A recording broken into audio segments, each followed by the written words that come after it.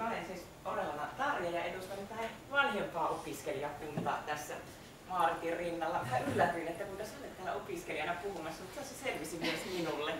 Olen tutustunut Maaritiin nimenomaan kouluttajana. Aloitin silloin 2009 tässä ensimmäisessä ERCKERI-koulutuksessa, joka toteutettiin siis samoin yliopiston ja Salmian yhteistyöllä. Ja silloin itse ajattelin, että tarvitsen tätä ERCKERI-koulutusta ihan oikeasti siihen, mitä teen, vaikka en perinteisissä ohjaustehtävissä toimikaan.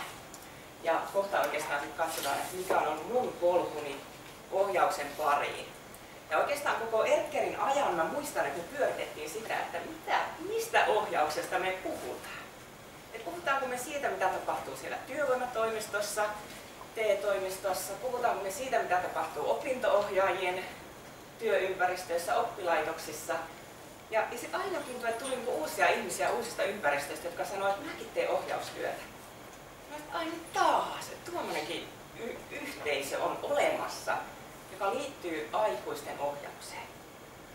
Ja silloin hirveästi puhuttiin, kun politiikkaa puhuttiin tässä jossain yhteydessä, niin siitä, että kuinka ohjausta huudetaan avuksi kaikkiin ongelmallisiin tilanteisiin.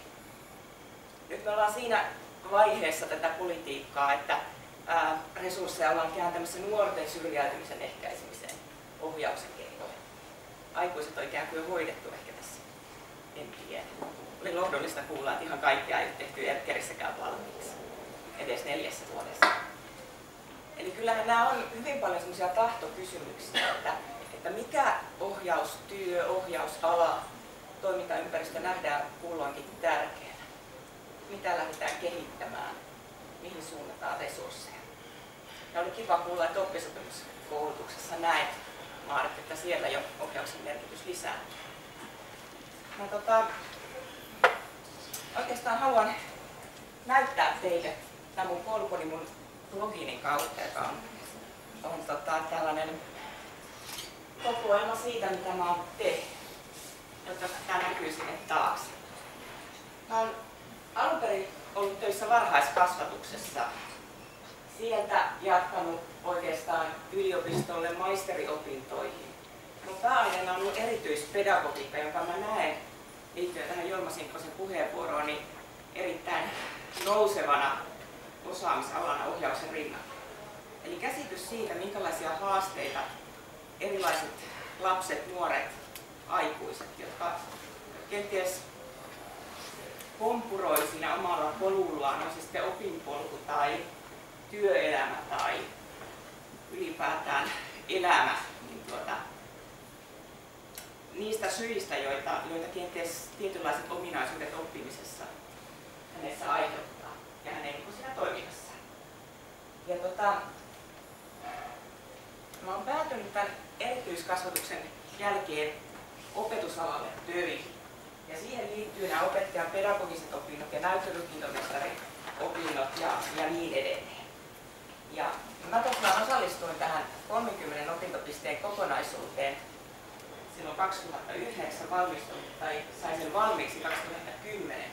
Sen jälkeen mä oon jatkanut, mä oon opiskellut ammatilliseksi erityisopettajaksi ja sitten oikeastaan tämä 30 opintopisteen ERCKERI on ollut väylä ERCKERI opinto-ohjaajakoulutukseen. Täällä istuu tälläkin hetkellä minun opinto-ohjaajakoulutuksen kouluttajia. Olen hieman vielä vaille valmis, että se aina innostaa sitten, kun teitä täällä näkee. Maarit sanoi, että kaupunki sekaisin, en huomaa, että tässä tilanteessa ollaan. Mutta joka tapauksessa mun tulokulma ohjaukseen tulee täältä opetuksen kasvatuksen kentältä. Ja sitten jos me katsotaan, että mitä mä oon tehnyt työkseni, niin mä oon kauhean ylpeä siitä, että mä oon aloittanut ohjausalan jo ohjausurani vuonna 1993. Mä oon Floridassa tällaisella YMCA-campilla, siis leirillä, lasten ja nuorten kesäleirillä. Ja YMCA on hirveän iso organisaatio. Ja sitten tällaisen Camp Counselors USA-organisaation kautta ympäri maailmaa kerättiin kansainvälisiä ohjaajia tukemaan sitä yhdysvaltalaista ohjaajaporukkaa. Mä oon yhden kesän viettänyt sitten siellä Floridan rämeissä, jos näin voi sanoa, olin melomassa alligaattorin keskellä ja niin edelleen. Mutta siinä jotenkin konkretisoitu se, että tätä työtä ei voi tehdä yksin. Ohjaustyö on yhteistyötä ja sitten kuitenkin tarvitaan sellaiset tietynlaiset yhteiset käsitteet. Mitä me ollaan tekemässä ja mitkä on meidän työvälineitä, menetelmiä, ketä varten me ollaan täällä. Oli hyvä kokemus. Ja oikeastaan sitten, mitä teen tällä hetkellä, kelataan tuon pikaisesti siihen, niin mä olen ollut Jyväskylän yliopistossa vuodesta 2007 ammatillisen koulutuksen jälkeen töissä silloisessa Jyväskylän yliopiston täydennyskoulutuskeskuksessa ja sieltä sitten yrityksen perustamisen ja yhteenneuvottelujen kautta päätynyt EduCluster Finlandiin. Nykyään toimin erityisasiantuntija. Specialist. No ei ollut virallinen käännös. Mutta joka tapauksessa EduCluster Finland on tavallaan yritys, joka perustettiin Jyväskylän yliopiston toimesta hoitamaan kansainvälistä koulutusvientihanketta. Oikeastaan näin voisi sanoa. Ja meidän merkittävimpiä hankkeita on tämä Abu Dhabin peruskouluprojekti, joka on käynnistynyt 2010. Katson Jounia, että muistatko paremmin? Itse asiassa taitaa olla niin, että sä käynnistyt. 2010. Joo. On sitten jo 3. Joo, koska meidän täydennyskoulutuskeskus sitten hieman puolen vuoden viiveellä sulautettiin osaksi tätä yritystä. Eli me toimitaan tänä päivänä kansainvälisillä markkinoilla, mutta sen lisäksi täällä kotimaassa. Ja mitä tämä minun erityisasiantuntijuus tarkoittaa, missä mä ohjausta tarvitsen työssäni, niin se liittyy näihin lukemattomiin koulutushankkeisiin, erilaisiin kehittämistehtäviin, joista tässä nyt on jotakin listaa. Esimerkiksi tuo joustava perusopetuksen kehittämistoiminta on sellainen hanke, jossa mä olen vuodesta 2009 mukana. Me ollaan koulutettu valtakunnallisesti joustavan perusopetuksen parissa toimivia opettajia, rehtoreita, moniammatillisten tiimien jäseniä, sosiaali- ja nuorisotoimen työntekijöitä, kaikkia yhdessä. Ja idea on ollut oikeastaan sama, mitä Auli sanoi, mikä on ollut Erkkelin idea, että se työelämä, koulutus ja se tekijä kohtaisi. Eli me ollaan täällä joustavalla perusopetuksella poimittu niitä nuoria, jotka on ollut syrjäytymisvaarassa. He ei ole nähneet sitä koulutusta eikä sellaisena mahdollisena syystä tai toisesta, eikä varsinkaan sitä työelämää siellä koulutuksen jälkeisessä elämässä. Ja paljon puhutaan siitä, että miten tämä joukkotoiminta sitten yhdistyy oppisopetustoimintaan. Ja nyt kun tuli koulutustakuu, niin nämä varmasti tulee kytkeytymään isot linjat sitten toisiinsa. Mutta minä väitän, että minäkin olen tehnyt ohjausta kaiken tämän ajan, vaikka sitä paljon joutui perustelemaan siinä meidän opiskeluryhmässä. Että teetkö sinäkin? Ja kyllähän sitä joutuu esimiehillekin edelleen perustelemaan, että esimerkiksi vastaan tällä hetkellä erityisopettajakoulutusryhmästä tuolla Nurmijärvellä. Mitä ohjaustyötä? Tarvitseeko siihen antaa tunteja?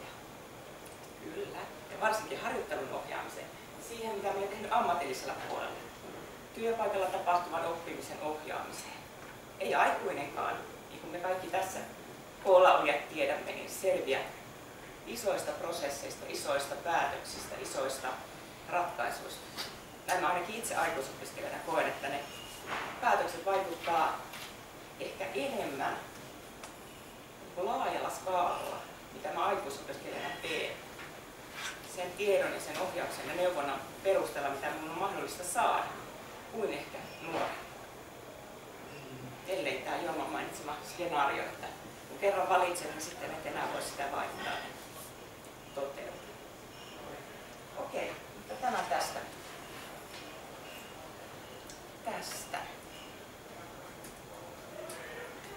Tuossa 30 opintopisteen kokonaisuudessa oli tiettyjä sisältöalueita, jotka mä palauttelin mieleeni. Siitä on kulunut 3 vuotta aikaa. Mä en löytänyt oppimispäiväkirjaani enää. Mä olen sen varmaan tehnyt. Mä en löytänyt myöskään itse asiassa tätä videotallennetta. Mä olen senkin varmasti tehnyt. Ja näin se elämä menee eteenpäin. Tulee uusia haasteita. Ne muodostuu kerroksiksi ja se osaaminen, mikä siitä sitten muodostuu, syntyy, se toivottavasti jossakin näkyy. Mutta nämä oli ne teemat, sisällöt, joka ympärille tämä 30 opintopisteen kokonaisuus muodostuu. Ja mulla itselle siellä sisällöissä muodostuu tietyt kysymykset toisia merkityksellisimmiksi. Mä hakeuduin tähän koulutukseen oikeastaan juuri tämän kysymyksen takia, eli millaisia haasteita yhteiskunnan, työelämän ja koulutuksen muutokset tuo aikuisten ohjaukselle. Ja mä olin nähnyt tämän ammatillisessa koulutuksessa sillä tavalla, että kun mä olin mennyt opettajana, siis opettajaksi töihin, ammatillista aikuiskoulutusta järjestävään organisaatioon, pieneen koulutusyksikköön, niin itse asiassa mähän tein kaikkea muuta kuin opetin. Siis se ohjaustehtävän, siis vastuu ohjauksesta korostui erityisesti näillä aikuisilla, jotka teki näyttötutkintomuotoisia tutkintoja. Oli ammattitutkintoja, oli erikoisammattitutkintoja, oli ihan näitä työtenoa perustutkintoja. Eli opettajan työhön kuului ohjaustehtävä.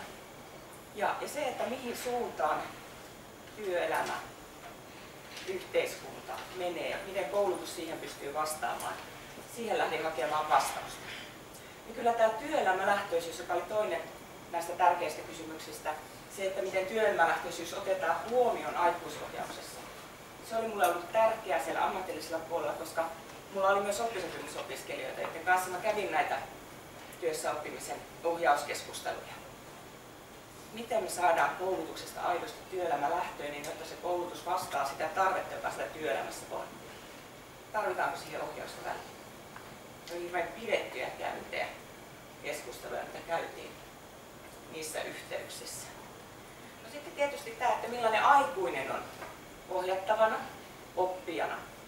Se on mulle itselleni ollut sellainen jatkuva prosessi. Mä oon tutkinut itseäni, mä oon opiskellut koko elämäni ajan ja mä just tuossa tänne tullessa ajattelin, että mä oon onnellinen aina opiskellessa.